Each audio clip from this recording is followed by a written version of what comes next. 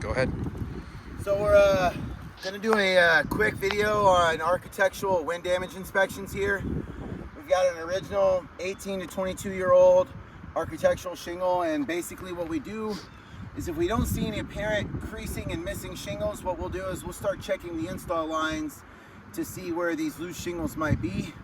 Oddly enough, there's many times you and an adjuster might not see that crease shingle until you move the shingle. So basically, if we were to start over here, we would start on the edge and check these corners.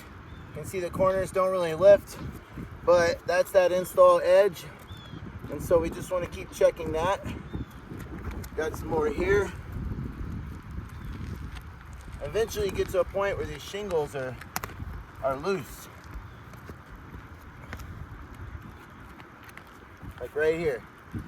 So again, this shingle's loose completely all the way across.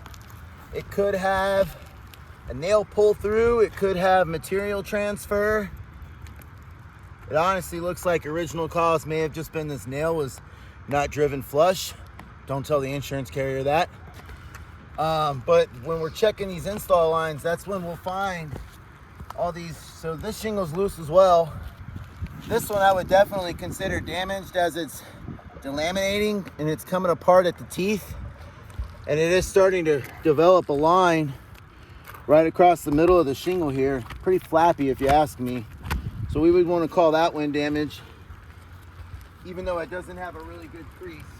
Right below it, I was checking this install line, coming down, finding more loose shingles, and then I found this shingle. And I could not tell that it was creased until I actually lifted it up, but I can see the creases here, there, it's across these teeth. The delamination is present. And honestly, none of the nails are sticking up on this one. So wind would have had to have come across, lifted this shingle up to create this crease here. Over here, another example, we've got some, a little bit of an install error. You can see where the shingles are starting to change the angle here.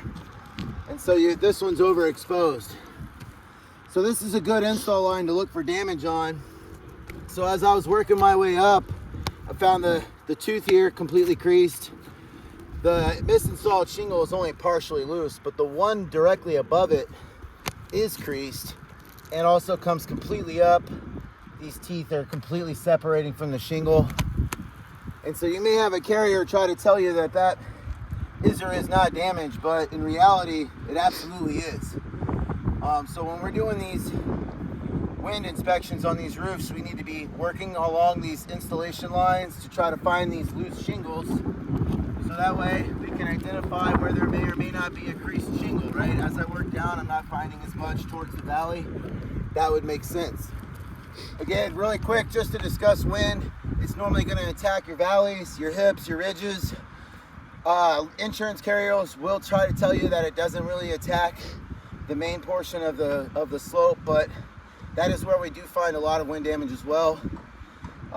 Most of the time, these insurance carriers aren't going to walk around and check all these install lines, so they'll walk right by a creased shingle without really seeing it, especially if it's faded out like this roof is here.